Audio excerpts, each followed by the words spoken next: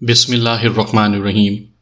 سامعین کرام، آپ سن رہے ہیں عمران سیریز کے سلسلے کا ایک اردو ناول سلور ایجنٹ، جس کے مصنف ہیں ارشاد الاثر جعفری، اور یہ اس سلسلے کی قسط نمبر 15 ہے۔ مجھے امید ہے آپ کو میری یہ کاوش پسند آ رہی ہوگی۔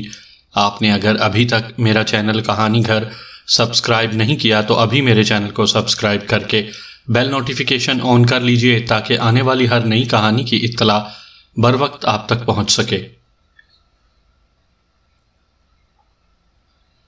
سر، جب ہم بال سٹریٹ میں زیرو لینڈ کے ایجنٹوں کے قابو میں آ گئے تھے تو کس نے ہماری مدد کی تھی؟ کافی دیر کی خاموشی کے بعد حریش نے کیپٹن حمید سے پوچھا تو وہ سبھی چونک پڑے۔ یہ سوال ان سب کے ذہن میں ہی تھا، لیکن اس وقت ذہنوں سے محو ہو چکا تھا۔ حریش کے بولنے پر ان سب نے کیپٹن حمید کی طرف سوالیہ انداز میں دیکھا۔ اسے میں خود بھی نہیں جانتا، اور میرے پوچھنے پر اس نے صرف اتنا کہا کہ وہ ہمارا ہمدرد اور دوست ہے۔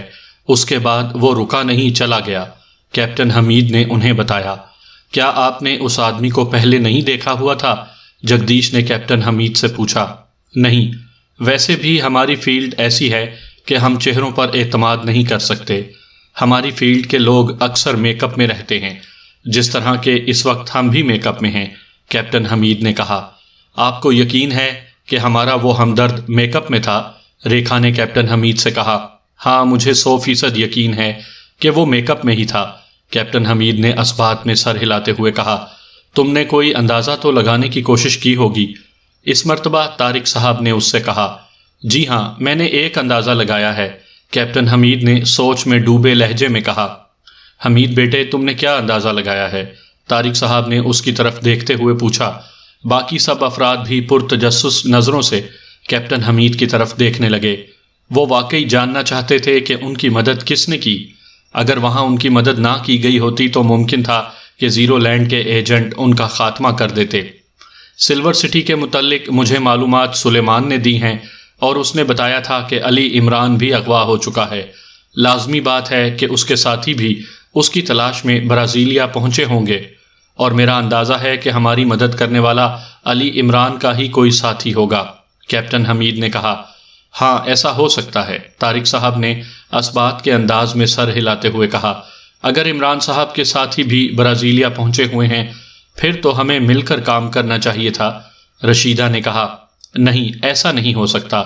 ان کے کام کرنے کا انداز مختلف ہے، اور پھر ہمارے مزاج بھی مختلف ہیں، اس لیے ہمارا ایک ساتھ سفر کرنا اور کام کرنا بہت مشکل ہے، کیپٹن حمید نے کہا۔ ویسے کئی مشنز ایسے آئے ہیں کہ ہم اکٹھے بھی ہوئے ہیں، ریکھا نے کیپٹن حمید سے کہا۔ ہاں، کئی مواقع ایسے آئے ہیں کہ ایک ہی مشن پر ہم دونوں ٹیموں نے کام کیا ہے، لیکن کام الگ الگ ہی کیا ہے۔ البتہ آخر میں ہم ساتھ ضرور ملے ہیں، اور ایسے اکثر مشنز میں کریڈٹ عمران کو ہی مل جاتا ہے، کیپٹن حمید نے ریکھا سے کہا۔ سر، اس کی وجہ یہ ہے کہ عمران صاحب تو کریڈٹ کے پیچھے بھاگتے ہیں، لیکن ہمارے کرنل صاحب کبھی ایسی باتوں کا خیال نہیں رکھتے۔ وہ ان باتوں سے بالا تر ہیں، ریکھا نے اس مرتبہ مسکراتے ہوئے کہا۔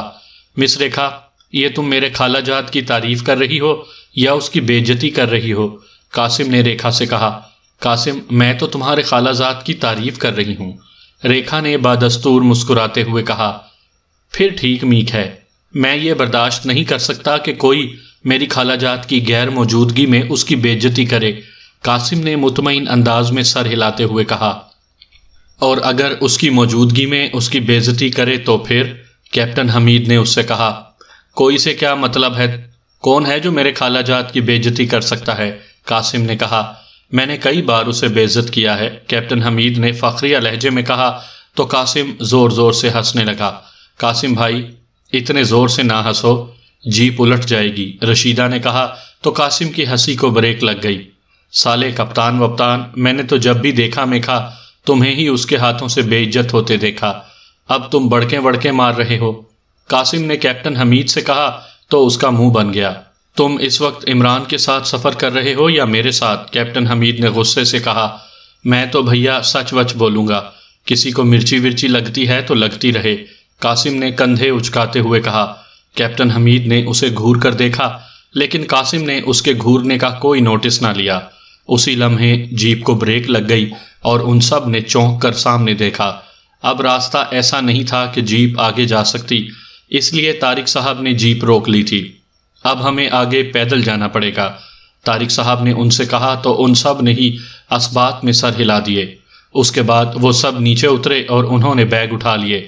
رشیدہ اور ریکھا کے کندھوں پر کوئی بیگ نہیں تھا، البتہ انہوں نے مشین پسٹل جیب سے نکال کر ہاتھوں میں لے لیے تھے۔ مشین پسٹلز پر سائلنسر بھی فٹ تھے۔ ان سب کے پاس جتنا بھی اسلحہ تھا انہوں نے سب پر سائلنسر فٹ کر لیے تھے۔ جیپ سے نیچے اترنے کے بعد وہ طارق صاحب کی رہنمائی میں آگے بڑھنے لگے۔ انکل، ہم صحیح سمت میں سفر کر رہے ہیں نا؟ ریکھا نے طارق صاحب سے پوچھا۔ ہاں ریکھا بیٹی، ہم قبیلہ بالاسی کی طرف سفر کر رہے ہیں۔ میری ساری زندگی جنگلوں میں ہی سفر کرتے ہوئے گزری ہے، اس لیے میرے بھٹکنے کا امکان کم ہی ہے، طارق صاحب نے مسکراتے ہوئے کہا۔ وہ سارا دن بغیر رکے سفر کرتے رہے۔ شام ہوتے ہی جنگل میں اندھیرا پھیل گیا۔ گو کہ رات ہونے میں ابھی دیر تھی، لیکن جنگل میں ایسا محسوس ہو رہا تھا جیسے رات گہری ہو گئی ہو۔ انہوں نے ایک جگہ منتخب کر کے صاف کی اور پھر 2 خیمے لگا دیے۔ ایک خیمہ چھوٹا تھا جس میں 2 افراد کی گنجائش تھی۔ یہ خیمہ ریکھا اور رشیدہ کے لیے تھا، جبکہ دوسرا خیمہ بڑا تھا۔ ان کی وہ رات سکون سے گزر گئی۔ اگلی صبح ہوئی تو ایک بار پھر ان کا سفر شروع ہو گیا۔ انہیں جنگل میں سفر کرتے ہوئے تیسرا دن تھا۔ ان 3 دنوں میں انہیں چند جنگلی خرگوش نظر آئے تھے۔ ہریش اور جگدیش نے جنگلی خرگوشوں کا شکار بھی کیا تھا۔ جنگل کی لکڑیاں جلا کر انہوں نے گوشت پکایا اور مزے سے کھایا تھا۔ جن خطرات کا طارق صاحب نے ذکر کیا تھا ابھی تک ان کا آغاز نہیں ہوا تھا اور انہیں ان خطروں کا شدت سے انتظار تھا۔ جلدی سے زمین پر لیٹ جاؤ، طارق صاحب کی چیختی ہوئی آواز سنائی دی تو وہ سب لاشعوری انداز میں زمین پر لیٹ گئے اور زوں کی آوازوں کے ساتھ ایک لمبی رسی سی ان کے سروں کے اوپر سے گزر گئی۔ کچھ آگے جا کر وہ رسی رکی اور پھر مڑ کر ان کی طرف بڑھی۔ وہ اڑنے والا سانپ تھا۔ اس کے اڑنے کی آواز طارق صاحب کے حساس کانوں نے محسوس کر لی تھی اور انہوں نے چیخ کر سب کو زمین پر لیٹنے کے لیے کہا تھا۔ اگر طارق صاحب انہیں ہوشیار نہ کر دیتے تو سانپ کسی نہ کسی کو ڈس لیتا، لیکن اب جیسے ہی وہ مڑا، ریکھا کے مشین پسٹل سے گولیاں نکلی اور سانپ کی کھوپڑی کئی ٹکڑوں میں تبدیل ہو گئی۔ اس کا دھڑ ایک جگہ گرا اور تڑپنے لگا۔ شکر ہے بھگوان کا، اس موذی سے جان بچ گئی، ہریش نے طویل سانس لیتے ہوئے کہا۔ واو، ایڈونچر شروع ہو چکا ہے، اب مزہ آئے گا، رشیدہ نے خوش ہوتے ہوئے کہا۔ تم تو ایسے خوش ہو رہی ہو جیسے خطرات کے بجائے تمہاری پسندیدہ فلم شروع ہو گئی ہو، انور نے رشیدہ کو خوش ہونے پر منہ بناتے ہوئے کہا۔ میرے لیے یہ فلم ہی کی طرح ہے، رشیدہ نے مسکراتے ہوئے کہا۔ فلم میں اور حقیقی زندگی میں بہت فرق ہوتا ہے، ابھی تو تم خوش ہو رہی ہو، آگے چل کر تمہیں پتہ چلے گا کہ ایڈونچر ہوتا کیا ہے، انور نے طنزیہ لہجے میں رشیدہ سے کہا۔ کیا تمہیں معلوم ہے کہ آگے کیا ہونے والا ہے؟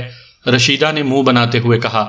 جی ہاں، مجھے معلوم ہے کہ اب کیا ہونے والا ہے، انور نے اسبات میں سر ہلاتے ہوئے کہا۔ اچھا، ذرا مجھے بھی تو بتاؤ، رشیدہ نے کہا۔ اب شیر آئیں گے، چیتے آئیں گے اور تم کسی نہ کسی درندے کا لقمہ بن جاؤ گی، انور نے کہا۔ ایسی معلومات فراہم کرنے کا بہت بہت شکریہ، رشیدہ نے ایک بار پھر منہ بناتے ہوئے کہا۔ یہ اتنے دنوں سے ایک دوسرے سے لڑے نہیں تھے اور میں اس بات پر حیران ہو رہا تھا کہ ان کا کھانا لڑے بغیر ہضم کیسے ہو رہا ہے، کیپٹن حمید نے کہا۔ بچوں، لڑنا بعد میں، فی الحال تو آگے بڑھو، طارق صاحب نے کہا تو وہ سب ایک بار پھر چلنے لگے۔ اب انہیں چلتے ہوئے کوئی 40 منٹ ہوئے تھے کہ رشیدہ کی نظر ایک تتلی پر پڑی۔ تتلی بہت ہی خوبصورت تھی اور رشیدہ کو بچپن سے ہی تتلیاں پکڑنے کا شوق تھا، لہٰذا تتلی کو دیکھتے ہی وہ بے اختیار اس کے پیچھے بھاگ پڑی۔ رشیدہ بیٹی، اس طرح نہ بھاگو، یہ جنگل ہے، باغ نہیں، طارق صاحب نے اس سے کہا۔ انکل، میں یہ تتلی پکڑ لوں؟ رشیدہ نے کہا اور اس کے قدم تیز ہو گئے۔ تتلی اڑتی ہوئی ایک جھاڑی کے پیچھے پہنچ گئی۔ رشیدہ بھی جھاڑی کے پیچھے ہوئی اور اسی لمحے اس کی خوفناک چیخ سنائی دی۔ طارق صاحب، کیپٹن حمید اور دیگر ساتھی بے اختیار اس کی طرف دوڑے۔ جیسے ہی وہ جھاڑی کے قریب پہنچے وہ سبھی گھبرا گئے۔ انہوں نے ایک بہت بڑے کالے ریچھ کو بھاگتے ہوئے دیکھ لیا۔ رشیدہ اس ریچھ کے کندھے پر تھی اور چیخ رہی تھی۔ کیپٹن حمید اور ریکھا نے اپنی رفتار یکدم تیز کر دی۔ بھاگتے بھاگتے انہوں نے اپنے مشین پسٹل بھی نکال لیے۔ پھر بھاگنے کے دوران ہی ریکھا اور کیپٹن حمید نے ریچھ پر فائر کر دیے۔ ایک ساتھ کئی گولیاں ریچھ کو لگیں اور ریچھ کی کربناک آواز سے جنگل گونج اٹھا۔ اس نے رشیدہ کو ایک طرف پھینک دیا اور پھر ریکھا اور کیپٹن حمید کی طرف لپکا۔ ان دونوں نے ایک ساتھ پھر ریچھ پر فائرنگ کر دی۔ اس مرتبہ گولیاں ریچھ کی آنکھوں اور چہرے پر لگیں۔ اس کی آنکھوں اور چہرے سے خون جاری ہو گیا اور وہ زمین پر گر کر تڑپنے لگا۔ انہوں نے ریچھ کو تڑپتا ہوا چھوڑا اور رشیدہ کی طرف متوجہ ہوئے جو ابھی تک زمین پر پڑی ہوئی تھی۔ رشیدہ، تم تو ٹھیک ہو نا؟ ریکھا نے اس کے قریب بیٹھتے ہوئے کہا۔ باقی افراد بھی اس کے ارد گرد آ کر کھڑے ہو گئے تھے۔ رشیدہ کی آنکھوں میں ابھی تک خوف کے تاثرات تھے۔ ہاں میں ٹھیک ہوں، رشیدہ نے چند لمحوں کے بعد کہا۔ انور نے اسے منرل واٹر کی ایک بوتل دی تو وہ آدھی سے زیادہ بوتل پی گئی۔ شکریہ۔ پانی پینے کے بعد اس نے انور سے کہا۔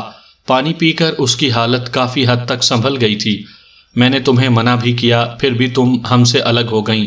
اگر تمہیں کچھ ہو جاتا تو پھر؟ طارق صاحب نے ناراض لہجے میں رشیدہ سے کہا تو وہ شرمندہ نظر آنے لگی۔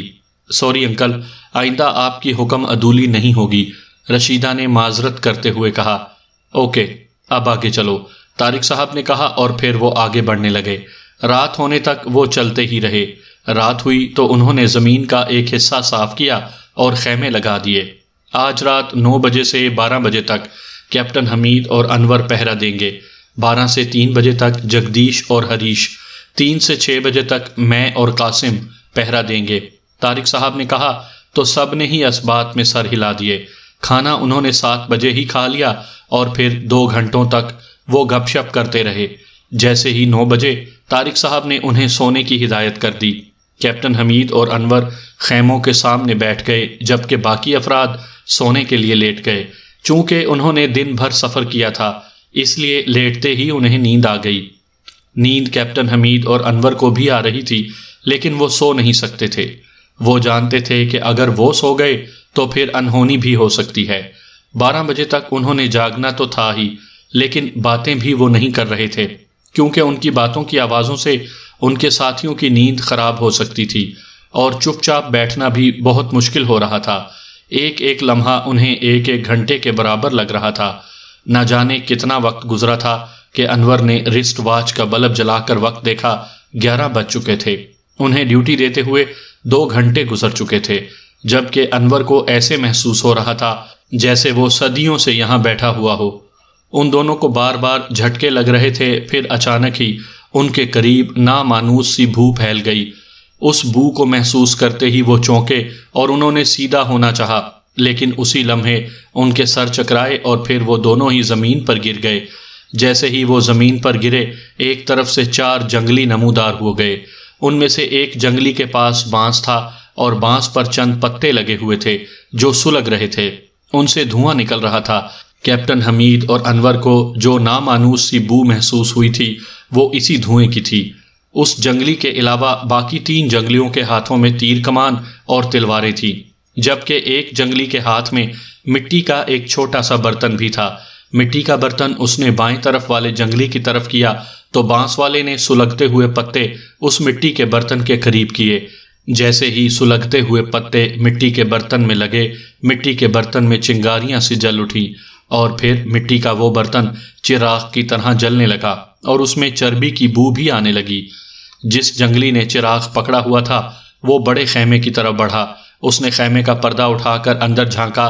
اس خیمے میں جھانکنے کے بعد وہ چھوٹے خیمے کی طرف بڑھا۔ اس نے اس کا بھی پردہ اٹھا کر اندر جھانکا اور اس خیمے میں جھانکتے ہی اس کی ایک چیخ بلند ہو گئی۔ پھر اس نے اپنے ساتھیوں کی طرف دیکھا اور اپنی زبان میں ان سے کچھ کہنے لگا۔ اس کے چہرے پر بھی خوشی کے تاثرات تھے اور اس کی بات سن کر اس کے ساتھیوں کے چہرے پر بھی خوشی کے تاثرات آ گئے۔ دوسرے خیمے میں جھانکنے کے بعد اس نے جو چیخ ماری تھی وہ غالباً خوشی کی چیخ تھی۔ ایک دوسرے سے باتیں کرنے کے بعد 2 جنگلی خیمے میں داخل ہو گئے۔ چند لمحوں بعد وہ خیمے سے نکلے تو ایک کے کندھے پر رشیدہ اور دوسرے کے کندھے پر ریکھا تھی۔ 3 جنگلی تو ایک طرف چلے گئے جبکہ ایک جنگلی وہیں کھڑا رہا۔ اسے وہاں کھڑے کچھ ہی دیر گزری ہوگی کہ وہاں 10-12 جنگلی اور آ گئے۔ پہلے سے موجود جنگلی نے ان سے کوئی بات کی اور آنے والے جنگلیوں نے کیپٹن حمید اور اس کے سارے ساتھیوں کو اٹھا کر اپنے کندھوں پر ڈالا اور ایک طرف بڑھنے لگے۔ شوں کی آواز سنائی دی اور ان کے قریب ہی ایک جھاڑی جھلس گئی تھی۔ ایسے لگ رہا تھا جیسے وہ جل کر سیاہ ہو گئی ہو۔ ان سے تقریباً 18-20 قدم کے فاصلے پر ایک انتہائی موٹا اور لمبا اژدہا بیٹھا ہوا تھا۔ انہیں جو آواز سنائی دی تھی وہ اس کی پھنکار تھی۔ اس نے ایک طویل سانس چھوڑا تھا اور یہ اس کے سانس کی حدت تھی کہ جھاڑی جھلس گئی تھی۔ وہ اچھل کر کھڑے ہوئے تو اژدہا نے اپنا منہ ان کی طرف کیا اور اس نے ایک پھنکار ماری اور اپنا طویل سانس چھوڑا۔ وہ سب جھاڑی کا حشر دیکھ چکے تھے، لہٰذا سبھی نے چھلانگیں لگائیں اور بلند ہوتے گئے۔ بلند ہوتے ہوئے روشی نے اپنی جیب میں سے مشین پسٹل نکالا اور پھر اس نے اسی طرح حرکت میں رہتے ہوئے اژدہے پر فائر کھول دیا۔ تڑتڑاہٹ کی آواز سنائی دی اور کئی گولیاں اژدہے کے سر پر لگیں اور اس کے سر کے کئی ٹکڑے ہو گئے اور اس کا باقی جسم بھی تڑپنے لگا۔ کچھ دیر تک تڑپنے کے بعد اژدہے کا دھڑ ساکت ہو گیا۔ اف توبہ، کتنا خوفناک اژدہا تھا یہ، سلیمان نے سہمے ہوئے لہجے میں کہا۔ اگر تمہیں ڈر لگ رہا ہے تو اب بھی واپس جا سکتے ہو، جوزف نے سلیمان سے کہا۔ میں تمہیں دیکھ کر نہیں ڈرتا تو چھوٹی موٹی بلاؤں سے کیا ڈروں گا، سلیمان نے طنزیہ لہجے میں کہا۔ اژدہے کو دیکھ کر تو تمہارا خون خشک ہو گیا تھا، جوزف نے سلیمان سے کہا۔ سلیمان نے جوزف پر جو طنز کیا تھا وہ اسے سمجھ ہی نہیں آیا تھا، اس لیے اس نے سلیمان کے طنز کا کوئی جواب نہ دیا، بلکہ باقی ساتھی سلیمان کی بات سن کر مسکرانے لگے تھے۔ باتوں میں وقت ضائع مت کرو اور آگے بڑھو، روشی نے ان سے کہا تو ایک مرتبہ پھر ان کا سفر شروع ہو گیا۔ وہ کافی دیر تک چلتے رہے۔ جوزف، باسو قبیلہ ابھی کتنی دور ہے؟ چلتے چلتے تنویر نے جوزف سے کہا۔ مسٹر تنویر، میں نے باسو قبیلہ دیکھا ہوا نہیں ہے، کوئی بھی جنگلی ملے گا تو اس سے اس قبیلے کے بارے میں معلومات حاصل کروں گا، پھر میں اکیلا ہی اس قبیلے تک جاؤں گا اور راگالی سے مل کر اس سے سلور سٹی کے بارے میں پوچھوں گا، جوزف نے تنویر سے کہا۔ جوزف، تمہیں تو جنگل میں انسانوں کی بو محسوس ہو جاتی ہے، کیا ابھی تک تمہیں کسی جنگلی کی خوشبو محسوس نہیں ہوئی؟ صفدر نے جوزف سے پوچھا۔ نو مسٹر صفدر، ابھی تک مجھے کسی انسان کی خوشبو محسوس نہیں ہوئی، جیسے ہی مجھے خوشبو محسوس ہوگی میں خود حرکت میں آ جاؤں گا، جوزف نے صفدر سے کہا۔ تم جنگل کی بلا ہو، جنگل میں ہی حرکت کر سکتے ہو، شہر میں حرکت کرو گے تو جوتے بھی کھاؤ گے، سلیمان نے ایک مرتبہ پھر جوزف کو چھیڑتے ہوئے کہا، لیکن یہ بات بھی شاید اسے سمجھ میں نہیں آئی تھی کیونکہ وہ خاموش ہی رہا تھا۔ وہ سارا دن ہی چلتے رہے، یہاں تک کہ رات ہو گئی، اور رات ہونے پر انہوں نے خیمے لگائے اور معمول کے مطابق سونے کے لیے لیٹ گئے۔ آج پہلے 4 گھنٹوں کی ڈیوٹی خاور اور چوہان کی تھی، باقی 4 گھنٹے ڈیوٹی جوزف نے دینی تھی۔ انہیں سوئے ہوئے ابھی 2 گھنٹے ہی گزرے تھے کہ جوزف کی آنکھ کھل گئی۔ اسے 4 اجنبی انسانوں کی بو محسوس ہو رہی تھی، ساتھ ہی اسے خطرے کا بھی احساس ہو رہا تھا۔ وہ خاموشی سے اٹھا اور خیمے سے باہر آ گیا۔ خاور اور چوہان نے اسے خیمے سے باہر آتے دیکھا تو وہ حیران ہوئے کیونکہ ابھی اس کے ڈیوٹی ٹائم میں 2 گھنٹے رہتے تھے۔ پھر اس سے پہلے کہ وہ جوزف سے پوچھتے، جوزف نے ہونٹوں پر انگلی رکھ کر انہیں خاموش رہنے کا اشارہ کیا اور اس کے ساتھ ہی اس نے جیب میں ہاتھ ڈال کر ایک پتا نکالا اور اسے رگڑ کر خاور اور چوہان کے لباس سے لگایا اور پھر اپنے لباس پر بھی لگا دیا۔ اس کے بعد اس نے ان دونوں کو اپنے پیچھے آنے کا اشارہ کیا۔ وہ خیموں سے دور جا کر درختوں کے پیچھے جا کر چھپ گئے۔ ابھی انہیں وہاں چھپے 1-1.5 منٹ ہی ہوا تھا کہ انہیں ایک طرف سے 4 جنگلی آتے ہوئے دکھائی دیے۔ گو کہ یہاں اندھیرا بہت تھا، لیکن خاور اور چوہان بہت دیر سے اندھیرے میں موجود تھے، اس لیے ان کی آنکھیں اندھیرے سے مانوس ہو چکی تھیں اور انہیں ہلکا ہلکا نظر آ رہا تھا۔ آنے والے 4 جنگلی بہت ہی احتیاط سے چل رہے تھے، ان کے چلنے سے معمولی سی آوازیں بھی پیدا نہیں ہو رہی تھیں۔ ان کے ہاتھوں میں برچیاں تھیں اور ان کے کندھوں پر تیر کمانیں لٹکی ہوئی تھیں۔ وہ انتہائی خاموشی سے خیمے کی طرف بڑھتے ہوئے آ رہے تھے۔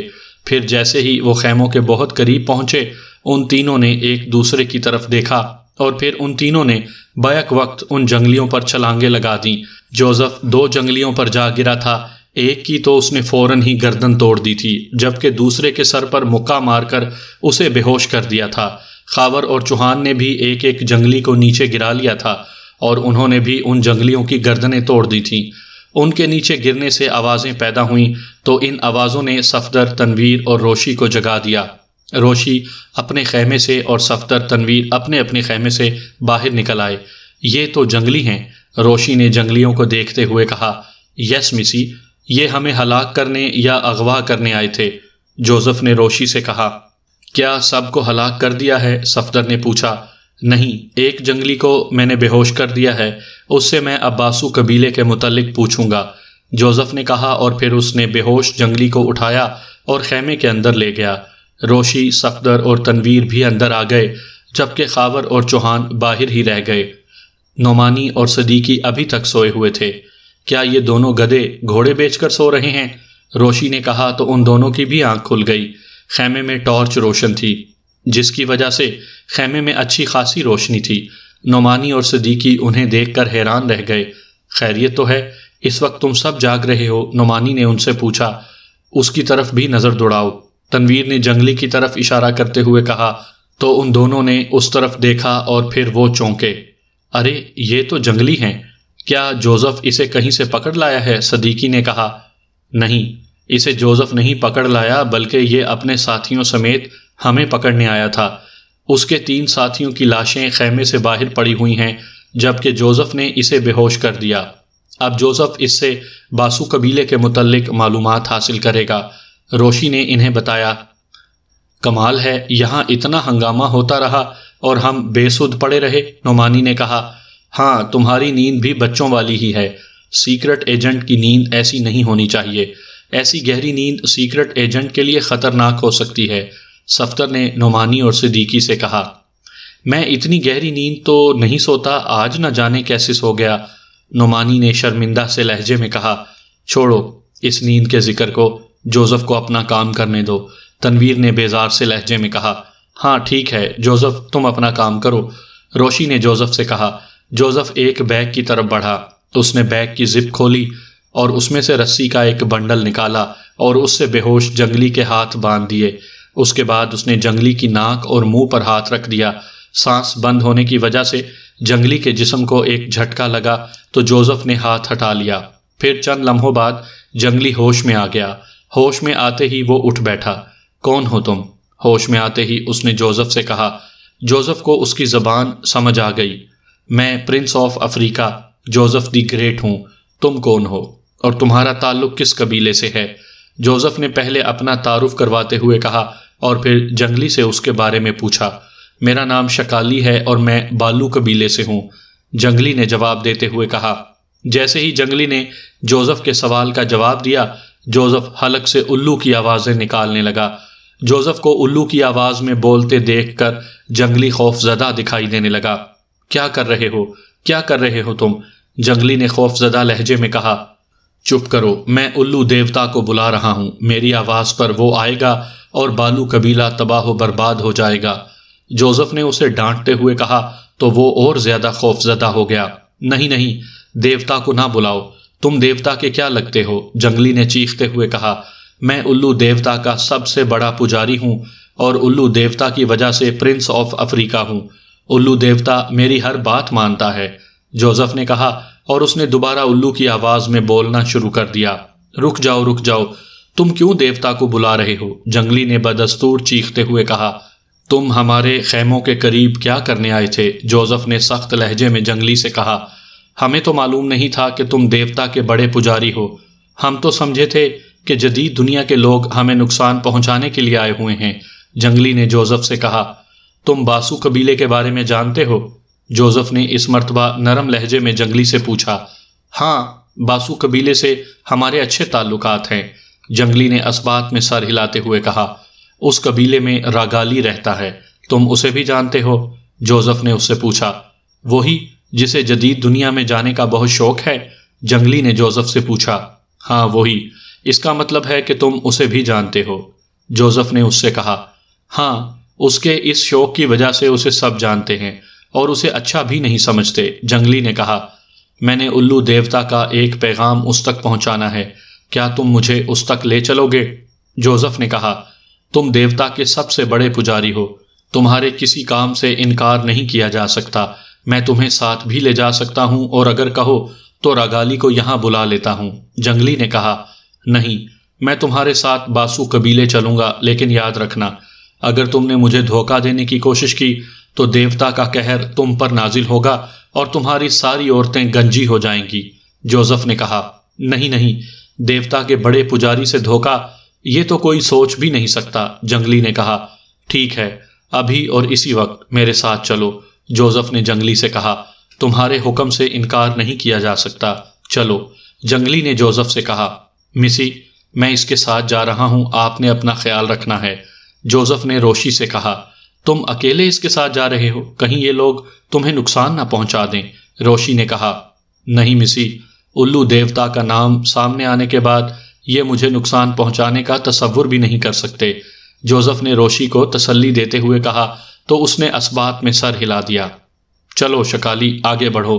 جوزف نے جنگلی کی طرف دیکھتے ہوئے سخت لہجے میں کہا، پجاری آقا، میرے ہاتھ تو کھول دو۔ جنگلی نے جوزف سے کہا تو جوزف نے اسے غصے سے دیکھا۔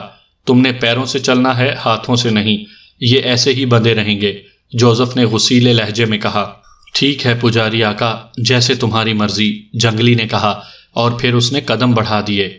باہر نکل کر اس کی نظر اپنے ساتھیوں پر پڑی، لیکن اس نے ان لاشوں پر کوئی توجہ نہ دی۔ وہ ان لاشوں کے قریب سے گزرتا چلا گیا۔